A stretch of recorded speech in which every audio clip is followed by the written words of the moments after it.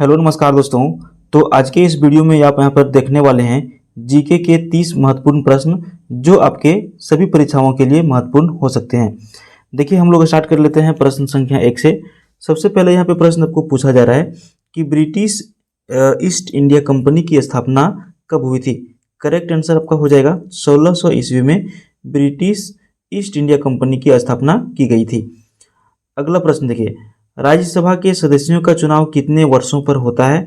Correct answer इसका हो जाएगा प्रत्येक 2 वर्षों पर राज्यसभा के सदस्यों का चुनाव होता है। अच्छा, यहाँ पर आपको एक प्रश्न और पूछा जाता है कि राज्यसभा के सदस्यों का जो कार्यकाल होता है, जैसे कोई भी सदस्य जो है वो अगर यदि राज्यसभा का चुनाव जीत जाते हैं तो इसका कार्यकाल कितने वर्षों का होता है। तो इसका कार्यकाल जो होता है 6 वर्ष का होता है। ठीक है, यानी कि एक बार जीतने के बाद जो है इसका कार्यकाल 6 वर्षों तक चलता है, जबकि 5 वर्षों तक चलता है संसद का, यानी कि जो लोकसभा होता है। ठीक है, क्या होता है, जो लोकसभा होता है उनका 5 वर्षों का होता है और जो विधानसभा होता है इनका भी क्या होता है 5 वर्षों का होता है। लेकिन अगर यदि कोई राज्यसभा के सदस्य बन जाते हैं तो इनका कार्यकाल 6 वर्षों का होता है। ठीक है, तो करेक्ट आंसर आपका क्या हो जाएगा, यहाँ पर राज्यसभा के सदस्यों का चुनाव कितने वर्षों के लिए होता है, प्रत्येक 2 वर्षों पर यहाँ पर चुनाव होता है और 6 वर्ष इसका क्या होता है कार्यकाल होता है। अगला प्रश्न देखिए, कौन सा मुगल शासक चित्रकला का प्रेमी था। तो देखिए चित्रकला का जो प्रेमी था, जो बहुत ही ज़्यादा अपने शासनकाल से भी ज़्यादा वो चित्रकला को क्या करता था, तवज्जो देता था। करेक्ट आंसर हो जाएगा इसका ऑप्शन डी, जहांगीर जो है ये चित्रकला का प्रेमी था। करेक्ट आंसर ऑप्शन डी हो जाएगा। ठीक है, अगला प्रश्न आपको पूछ रहा है कि जापान की राजधानी कहाँ पर है। तो जापान की राजधानी सही आंसर हो जाएगा टोक्यो, ऑप्शन सी। जापान की राजधानी क्या है, टोक्यो है। ठीक है, देखिए यहाँ पर एक बार आपने जीके में पढ़ा भी होगा, नागासाकी और हिरोशिमा बहुत ज़्यादा फेमस है। ठीक है, क्योंकि ये जापान का ही शहर है नागासाकी और हिरोशिमा। यहाँ पर जो है परमाणु बम से क्या हुआ था, यहाँ पे हमला हुआ था। ठीक है, तो आज भी यहाँ के लोग जो हैं, बहुत सारे लोग यहाँ पे एक तरह से कह सकते हैं कि लूल्हे लंगड़े यहाँ पे जन्म लेते हैं, यानी कि इसका जो परमाणु का जो प्रभाव है अभी तक भी ऐसा माना जाता है। ठीक है, कि यहाँ पे जो लोग अभी पैदा लेते हैं वो उनका शरीर का कोई अंग कभी किन्हीं का होता है, नहीं भी होता है। बहुत ही बड़ा जो है अटैक हुआ था जापान के नागासाकी और हिरोशिमा पर परमाणु बम से। समझ गए। चलिए प्रश्न क्या था, जापान की राजधानी कहाँ पर है, टोक्यो इसका राजधानी है। अगला प्रश्न है देखिए, मरुस्थल से संबंधित जो बहुत ज़्यादा इंपॉर्टेंट है, प्रसिद्ध सहारा मरुस्थल किस देश में स्थित है। करेक्ट आंसर आपका हो जाएगा ऑप्शन बी, प्रसिद्ध सहारा मरुस्थल जो है ये आपका अफ्रीका महादेश में है। करेक्ट आंसर क्या हो जाएगा, ऑप्शन बी। टोटल कितने महादेश है, टोटल 7 महादेश है। ठीक है, चलिए अगला प्रश्न देखिए, मरुस्थलों में पाए जाने वाले पौधों की पत्तियां जो है वो किस तरह की होती है। तो मरुस्थल किसको कहा जाएगा, जहाँ पे रेत ज़्यादा होता है, बालू ज़्यादा होता है, सैंड ज़्यादा होता है, उसको क्या कहा जाता है, मरुस्थल। वहाँ के जो पौधे होते हैं उसकी पत्तियों का जो आकार होता है वो लंबी तथा मोटी होता है। ठीक है, क्या होता है, वहाँ की जो पत्तियाँ होती है, अगर यदि कोई पेड़ पौधा वहाँ पे पाया जाता है तो उसकी पत्ती जो होती है वो लंबी होती है और मोटी होती है। अगला प्रश्न है, हड़प्पा कालीन घर बने होते थे। तो हड़प्पा शहर जो था उसकी जो घरें बनी हुई थी वो किस प्रकार की थी, मिट्टी के थे, पुआल के थे, लकड़ी के थे, फिर ईंटों के थे। तो आपने हिस्ट्री में पढ़ा होगा कि हड़प्पा कालीन सभ्यता जो था वो क्या था, नगरीकरण था। क्या था, नगरीकरण जो है सभ्यता था। तो यहाँ पे घरों की जो नक्काशी की गई थी, यानी कि जो बनाया गया था वो किस चीज़ों की बनाया गया था, ईंटों की बनाया गया था। समझ गए, हड़प्पा कालीन सभ्यता में। अगला प्रश्न पूछ रहा है कि सिंधु घाटी सभ्यता के लोग किस देवता की पूजा करते थे। बहुत ज़्यादा इंपॉर्टेंट सवाल है। तो देखिए सिंधु घाटी सभ्यता के जो लोग जिस देवता की पूजा करते थे वो थे भगवान शिव। करेक्ट आंसर आपका हो जाएगा ऑप्शन डी। देखिए यूएनओ से संबंधित आपको प्रश्न पूछा जाता है कि संयुक्त राष्ट्र संघ यानी कि यूएनओ जो है, यानी कि यूएनओ जो है इसका मुख्यालय कहाँ पर है। तो यूएनओ का जो मुख्यालय है, करेक्ट आंसर हो जाएगा New York. Correct answer option D के साथ चला जाएगा। अगला प्रश्न पूछ रहा है कि बंगाल के पाल वंश का संस्थापक जो है निम्नलिखित में से कौन थे। तो बंगाल के जो पाल वंश थे इसके संस्थापक थे गोपाल। ठीक है, आप पाल से याद रखेंगे, बहुत ही शॉर्ट ट्रिक है, हमने भी बहुत आज से 7-8 साल पहले याद किया था। पाल का जो यानी कि जो बंगाल का जो पाल वंश है इसका जो संस्थापक है वो है गोपाल। ठीक है, आप इसे तोड़ के याद रखिएगा, पाल वंश का संस्थापक, पाल से पाल मैच करा दीजिएगा, यहाँ पे गो आपका हो जाएगा। ठीक है, पाल वंश के संस्थापक, बंगाल के जो पाल वंश था इसके संस्थापक थे गोपाल। ठीक है, अगला प्रश्न देखिए, भारतीय राष्ट्रीय कांग्रेस के प्रथम 20 वर्ष किस रूप में जाने जाते हैं? तो भारतीय राष्ट्रीय कांग्रेस के प्रथम 20 वर्ष को जो जाना जाता है वो उदारवादी राष्ट्रीयता के रूप में जाता है। करेक्ट आंसर ऑप्शन सी हो जाएगा। अगला प्रश्न है, भारतीय संसद के बारे में निम्नलिखित में से कौन सा कथन जो है गलत है? तो इसके लिए कौन सा गलत कौन सा सही हम लोगों को सबसे पहले ऑप्शन पढ़ना होगा। तो देखिए, भारतीय संसद के बारे में हम लोग जो है पढ़ लेते हैं कि इसके 2 सदन हैं। ऑप्शन बी में लिख रहा है कि लोकसभा निम्न सदन होता है। ऑप्शन सी में लिख रहा है कि राज्यसभा को राष्ट्रपति भंग कर सकता है। या फिर ऑप्शन डी में लिख रहा है कि राज्यसभा उच्च सदन है।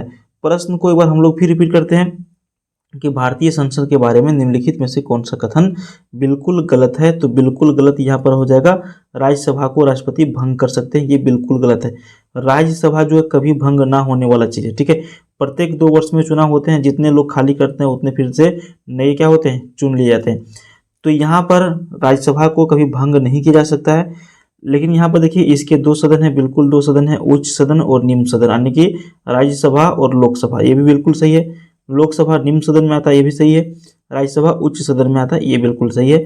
जबकि राज्यसभा को राष्ट्रपति भंग कर सकता है, ये बिल्कुल आपका क्या होगा, गलत हो जाएगा। ठीक है, भारतीय राष्ट्रीय कांग्रेस की स्थापना कब हुई थी? तो देखिए, भारतीय राष्ट्रीय कांग्रेस जो है इसकी स्थापना 1885 ईस्वी में ये वो ह्यूम के द्वारा हुआ था। ठीक है, चलिए अगला प्रश्न देखिए, धनराज पिल्लई किस खेल से संबंधित हैं? ठीक है, धनराज पिल्लई जो है इनका जो है किस खेल से संबंधित संबंध ये रखते हैं? तो करेक्ट आंसर हो जाएगा आपका हॉकी। धनराज पिल्लई जो है ये हॉकी के खिलाड़ी थे। ठीक है, प्रसिद्ध खिलाड़ी थे। अगला प्रश्न है, भारतीय संविधान को कब अंगीकार किया गया था? तो हमारा जो भारतीय संविधान है इसको अंगीकार किया गया था 26 नवंबर 1949 ईस्वी को। नेक्स्ट क्वेश्चन पूछ रहा है कि निम्नलिखित में से किस स्थान पर तेल शोधन कारखाने जो है स्थित है? तो जहां पर तेल शोधन कारखाने स्थित है उस जगह का नाम है ये सभी। देखिए, तेल शोधन कारखाने आपका मथुरा में भी है, बरौनी में भी है और बड़ोदरा में भी है। ठीक है, चलिए अगला प्रश्न देखिए, रामकृष्ण मिशन की स्थापना किसने की थी? बहुत ही इंपॉर्टेंट और रिपीटेड सवाल है। रामकृष्ण मिशन की जो स्थापना की गई थी वो किया गया था स्वामी विवेकानंद जी के द्वारा। रामकृष्ण मिशन की स्थापना स्वामी विवेकानंद जी के द्वारा यहाँ पर किया गया था। अगला प्रश्न देखिए, निम्नलिखित में से किस समाज सुधारक ने भारत में सती प्रथा को बंद करने में महत्वपूर्ण भूमिका निभाई थी?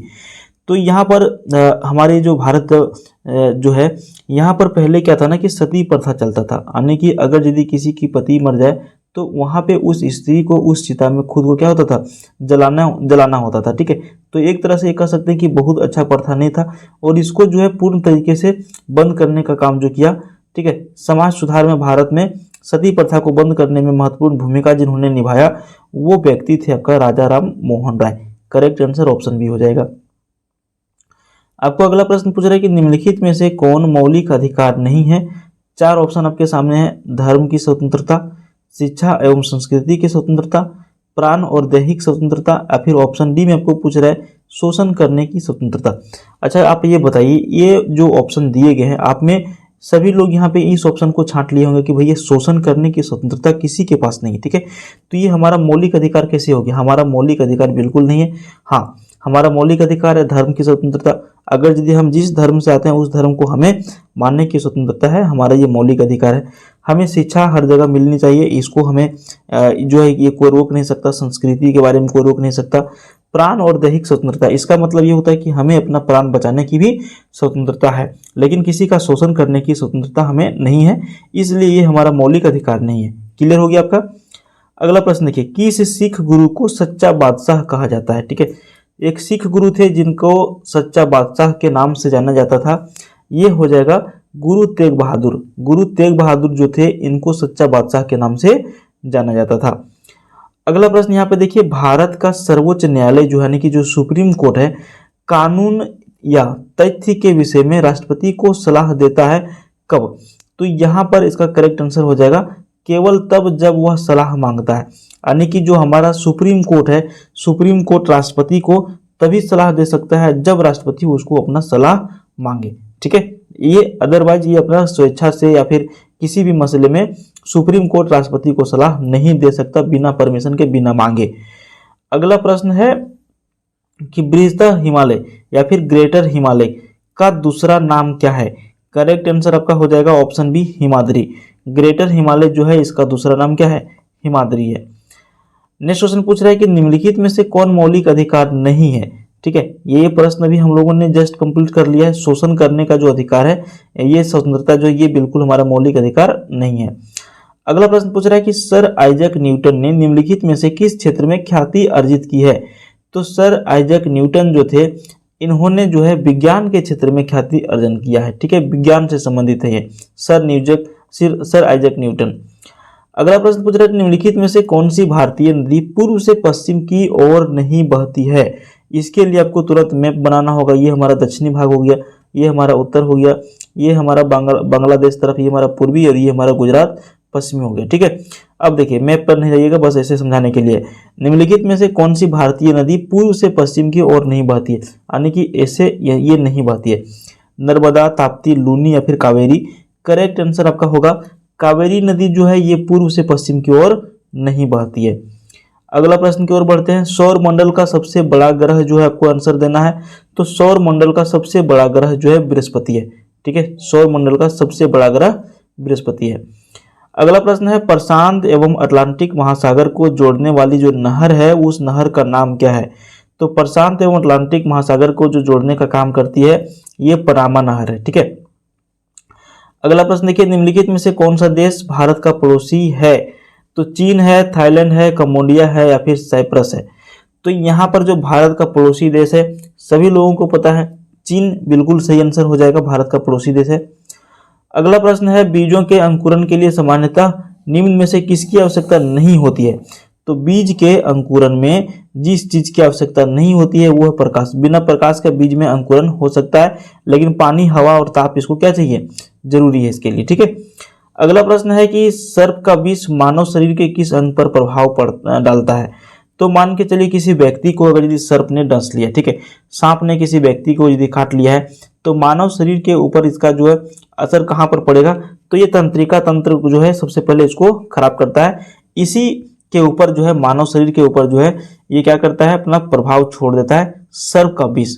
ठीक है, तो यहाँ पर फ्रेंड्स 30 प्रश्न अपने कंप्लीट कर लिया। अगर यदि आप इस तरह का और वीडियो देखना चाहते हैं तो चैनल को सब्सक्राइब अभी ही कर लीजिए। वीडियो पसंद आए तो लाइक करिए, चैनल को सब्सक्राइब करना बिल्कुल नहीं भूलिए। धन्यवाद।